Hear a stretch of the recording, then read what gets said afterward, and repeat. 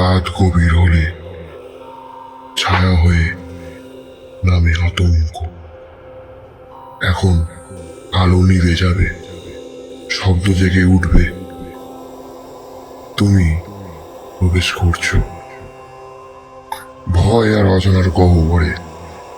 এটা ভৌতিক জোন।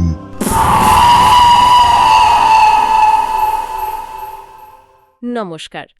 আজ আমরা একটা এমন গল্প নিয়ে আলোচনা করব যেটা রাতের ট্রেন যাত্রার যে একটা রোমাঞ্চ আছে, মানে সেটাকে একেবারে অন্য স্তরে নিয়ে যায়। গল্পের নাম পবন এক্সপ্রেস। হ্যাঁ, এটা শুধু একটা ভয়ের গল্প নয়, এর মধ্যে একটা মানসিক যাত্রাও আছে কিন্তু। একদম। আমাদের কাছে এই গল্পটা আছে, আর আমরা চেষ্টা করব এর ভেতরে লুকিয়ে থাকা যে রহস্যগুলো বা ধরুন প্রতীকী মানেগুলো, সেই সব নিয়ে একটু কথা বলতে। ঠিক, রাতের ট্রেন, বিশেষ করে যদি কামরা ফাঁকা থাকে, সেটা কিন্তু অনেকের মনেই একটা অদ্ভুত অনুভূতি তৈরি করে, তাই না? হ্যাঁ, ঠিক তাই। দেখা যাক পবন এক্সপ্রেসের এই জার্নিটা আমাদের কোথায় নিয়ে যায়। চলুন শুরু করি তাহলে। নিশ্চয়ই। গল্পটা শুরু হচ্ছে দেখুন হাওড়া জাংশনে, মাঝরাত। পবন এক্সপ্রেস ছাড়বে করছে। হ্যাঁ, আর স্টেশন তো তখন বেশ ফাঁকা হয়ে আসে, কোলাহল কমে গিয়ে একটা থমথমে ভাব, একটা আসন্ন কিছুর ইঙ্গিত যেন। ঠিক, প্ল্যাটফর্মের আলোগুলো কেমন যেন একটু মরা মরা লাগে। এই পরিবেশটাই আসলে গল্পের মুডটা সেট করে দেয়, পরিচিত জায়গার মধ্যেই একটা অজানা ভয়। ঠিক, আর এই আবহের মধ্যেই এন্ট্রি নিচ্ছে গল্পের যে মূল চরিত্র, অর্ণব। আচ্ছা। তো ও নিজের টিকিট দেখে উঠে পড়ল B3 কোচে। ঢুকে দেখছে কামরাটা প্রায় ফাঁকা, হাতে গোনা কয়েকজন যাত্রী। কারা কারা ছিল? ছিল একজন বৃদ্ধ, প্রায় ঘুমিয়েই পড়েছেন মনে হচ্ছিল। জানলার ধারে একজন মহিলা, লাল শাড়ি পরা, ঘুমটা দেয়া। আর একটু দূরে একটা বাচ্চা মেয়ে মেঝেতে বসে পুতুল খেলছে আপন মনে। অর্ণবের মনে তখন হয়তো রাতের যাত্রার একটা সাধারণ উত্তেজনা, বা হয়তো বাড়ি ফেরার চিন্তা বা কাজের চিন্তা। হ্যাঁ, ওরকমই কিছু। কিন্তু প্রায় শুরুতেই একটা খটকা লাগলো। কি রকম? ওই যে বৃদ্ধ যাত্রী সামনের সিটে যিনি বসেছিলেন, তিনি চোখ বন্ধ অবস্থাতেই ফিসফিস করে অর্ণবকে বললেন, এই ট্রেনে ঘুমো না বাবা। বাবা! পবন এক্সপ্রেস মানুষকে ফেরত দেয় না। অদ্ভুত তো। অর্ণব কি করলো? সে তো হেসেই উড়িয়ে দিল, ভাবলো হয়তো বৃদ্ধ মানুষ ঘুমের ঘোরে কিছু বলছেন। স্বাভাবিক, কিন্তু হরর গল্পের ক্ষেত্রে এইগুলোই তো প্রথম সিগন্যাল, তাই না? একদম। এটাই কি প্রথম অশনি সংকেত? হতেই পারে।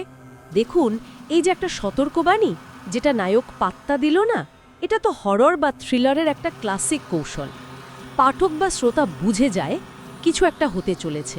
হ্যাঁ, তা তো বটেই। কিন্তু তার চেয়েও ইন্টারেস্টিং হলো ওই সহযাত্রীদের কম্বিনেশনটা। ঘুমন্ত বৃদ্ধ, যিনি হয়তো সব জানেন কিন্তু কিছু বলছেন না। লাল শাড়ির মহিলা, লাল রংটা দেখুন শুভও হয় আবার বিপদেরও প্রতীক। আর ঘুমটা তো রহস্য বাড়াচ্ছেই। আর ওই বাচ্চা মেয়েটা পুতুল হাতে?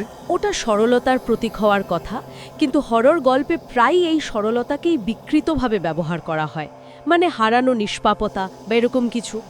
এরা শুধু সহযাত্রী নয়, যেন এক একটা চলন্ত প্রতীক। ঠিক বলেছেন, এরা যেন অর্ণবের অজান্তেই একটা অন্যরকম বাস্তবতা জাল বুনছে। এরপর গল্প এগোচ্ছে রাত প্রায় 2টো। আচ্ছা। যা হয় আর কি দূরপাল্লার ট্রেনে অনেক সময়। হঠাৎ করে B3 বগির সব আলো দপ করে নিভে গেল। উফ, ঘুটঘুটে অন্ধকার। হ্যাঁ, ট্রেন চলছে নিজের গতিতে।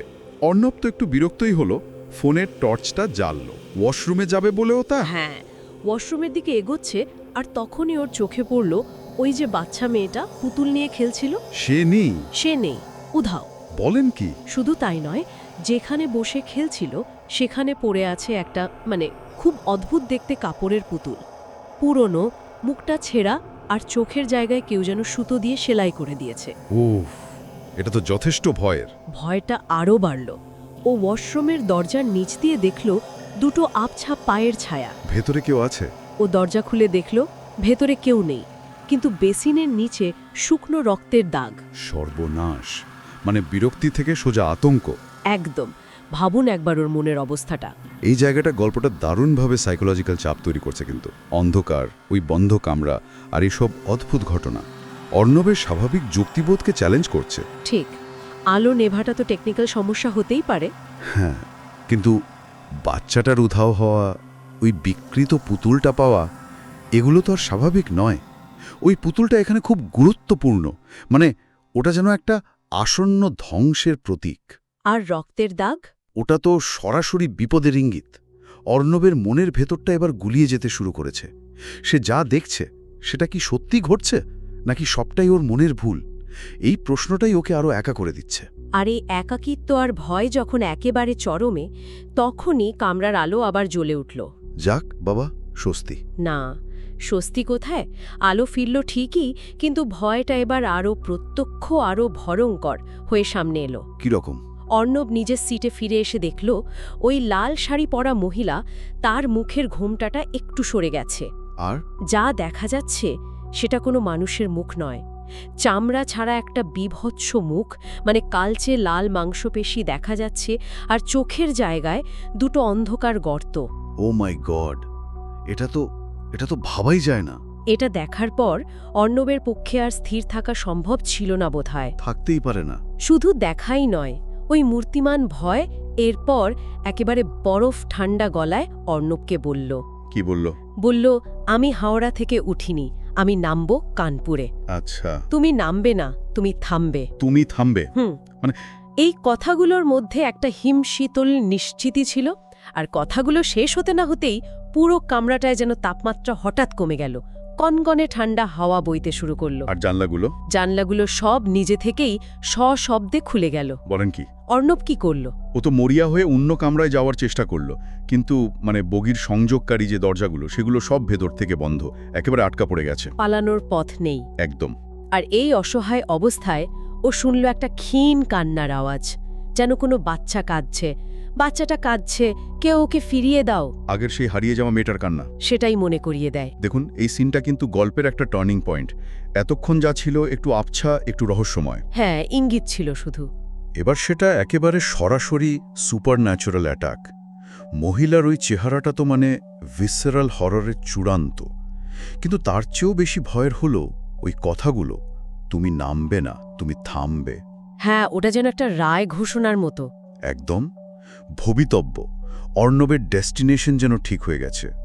আর এই যে পালানোর পথ বন্ধ, ঠান্ডা হাওয়া, জানালা খুলে যাওয়া, এগুলো সব ক্লাসিক হরর এলিমেন্ট। ওর অসহায়ত্বটা প্রতিষ্ঠা করছে। আর এই কান্নার আওয়াজটা? ওটা হয়তো সেই বাচ্চা মেয়েটারই অতৃপ্ত আত্মা, অথবা অন্য কেউ এই ট্রেনের অভিশপ্ত যাত্রার সঙ্গেই জড়িয়ে আছে হয়তো। এই প্রশ্নটা রহস্যকে আরও বাড়িয়ে দিল। এই অবস্থায় অর্ণব তো প্রায় পাগলের মতো মুক্তির পথ খুঁজছে। স্বাভাবিক। এক কোণে ও একটা ভারী লোহার দরজা দেখতে পেল, যেরকম লাগেজ ভ্যান বা পার্সেল ভ্যানে থাকে। আচ্ছা। কোনো ক্রমে সেটা ঠেলে ভেতরে ঢুকল। ভাবল হয়তো বাঁচা গেল, কিন্তু ভেতরে ঢুকে যা দেখল সেটা আগের সব ভয়কে ছাপিয়ে গেল। কি দেখল? কামরাটা যাত্রীবাহী নয়, ওটা একটা লাশবাহী বগি, ভেতরে সারি সারি কাঠের কফিন রাখা। সর্বনাশ। কিন্তু আসল ভয়টা তখনও বাকি। কফিনগুলোর গায়ে লেখাগুলো পড়তে শুরু করল। প্রায় সব কফিনের গায়ে লেখা অজানা যাত্রী, পবন এক্সপ্রেস দুর্ঘটনা 2002।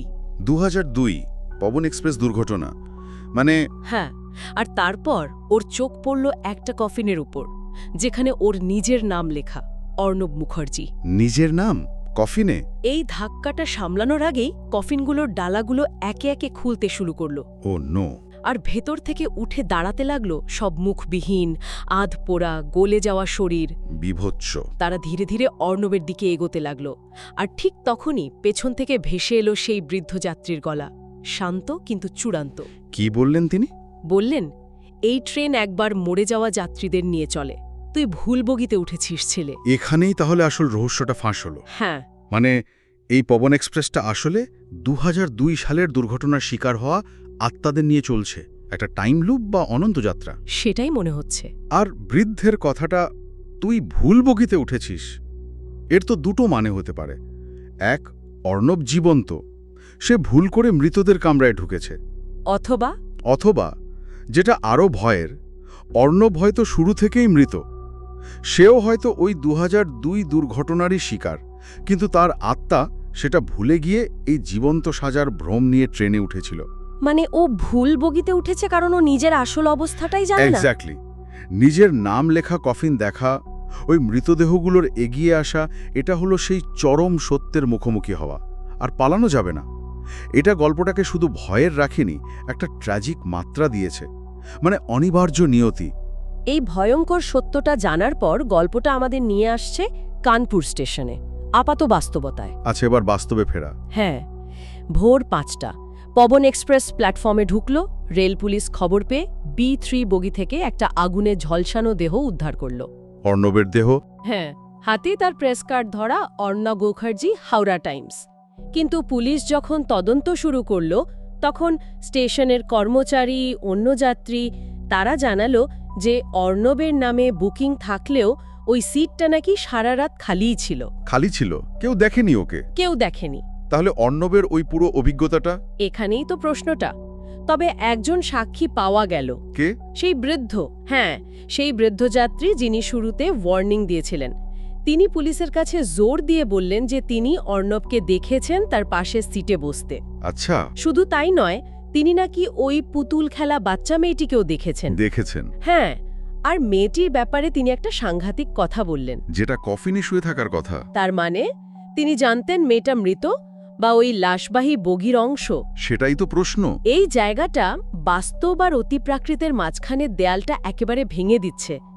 অর্ণবের অভিজ্ঞতাটা কি তাহলে ওর মৃত্যুর আগের বা পরের কোনো হ্যালুসিনেশন, নাকি দুটো বাস্তবতা একসঙ্গেই চলছিল? কি মনে হয়? দেখুন, রেলকর্মী বা অন্যদের বয়ান হল লৌকিক বাস্তবটা অর্ণব নেই, কিন্তু বৃদ্ধের সাক্ষ্য ওই অলৌকিক বাস্তবতাকে সত্যি প্রমাণ করছে। বৃদ্ধ চরিত্রটা এখানে খুব ভাইটাল। সে যেন দুটো জগতের মধ্যে একটা ব্রিজ। হ্যাঁ, সে জীবিতদের সাথেও কথা বলছে, আবার মৃতদের অস্তিত্ব সম্পর্কেও জানে। ঠিক, যেটা কফিনে শুয়ে থাকার কথা, এই কথাটা তো সে কথাই বলছে। এই যে দ্বিদ্বর্থকতা, এটাই গল্পটাকে আরও জোরালো করছে। পাঠক বা শ্রোতাকে একটা অস্বস্তিকর দোলাচলের মধ্যে রেখে দিচ্ছে, কোনটা আসল সত্যি। আর এই অস্বস্তি আর রহস্য নিয়েই আমরা গল্পের শেষ দৃশ্যে পৌঁছচ্ছি। আচ্ছা, শেষটা কিরকম? ট্রেন আবার কানপুর স্টেশন ছেড়ে দিল, পরবর্তী গন্তব্যের দিকে। B3 বগির জানালার কাচের ভেতর দিয়ে দেখা যাচ্ছে অর্ণব, সেই লাল শাড়ির মহিলা, আর ওই ছোট মেয়েটা। তিনজন পাশাপাশি বসে আছে, শান্তভাবে। অর্ণবও বসে আছে ওদের সাথে? হ্যাঁ, আর তাদের মুখে একটা হালকা, প্রায় বোঝাই যায় না এমন একটা রহস্যময় হাসি। হাসি?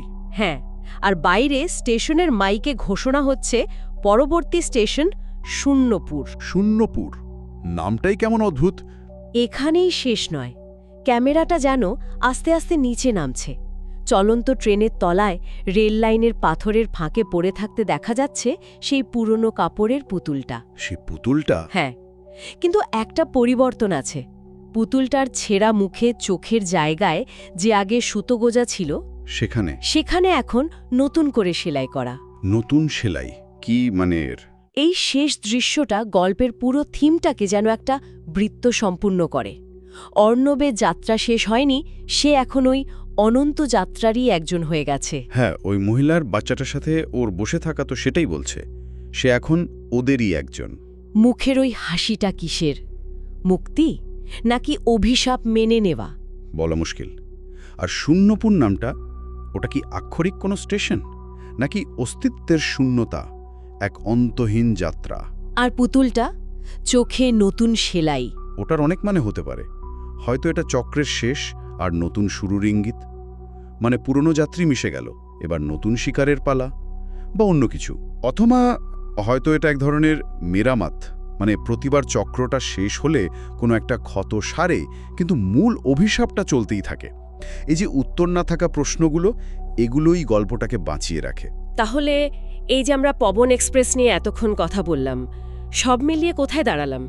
এটা শুধু একটা গা ছমছমে ভয়ের গল্প নয়, তাই না? একদমই নয়। এটা আমাদের দেখাচ্ছে যে খুব পরিচিত জায়গা, যেমন একটা ট্রেন বা স্টেশন, সেগুলো কত ভয়ঙ্কর, রহস্য কত পুরনো ট্রমা বয়ে বেড়াতে পারে। ঠিক, গল্পটা আসলে বিচ্ছিন্নতা, নিয়তির ফের, বাস্তব আর অলৌকিকের মধ্যেকার ওই ঝাপসা হয়ে যাওয়া সীমারেখা, এগুলো নিয়ে কথা বলে। আর হয়তো দুর্ঘটনার মতো বড় ট্র্যাজেডির যে দীর্ঘস্থায়ী প্রভাব থাকে আমাদের মনে, সেটাও। হ্যাঁ, সেটাও। আর এই গল্পটা শেষে কিছু প্রশ্ন রেখে যায় কিন্তু। এই ধরনের আধাবাস্তব ভৌতিক লোককথাগুলো তৈরি হয় কিভাবে? আমাদের চারপাশের চেনা জায়গাগুলো কি সত্যি অতীতের এমন ভার বয়ে বেড়ায়? আর অর্ণবের পরিণতি, ওটা কি শুধুই একটা বিচ্ছিন্ন ঘটনা? সেটাই। আর সবশেষে ওই পুতুলের চোখে নতুন সেলাই, ওটা কি শুধুই একটা প্রতীকী শেষ, নাকি এই চক্রটা যে চলতেই থাকবে সেটার কোনো গোপন সূত্র?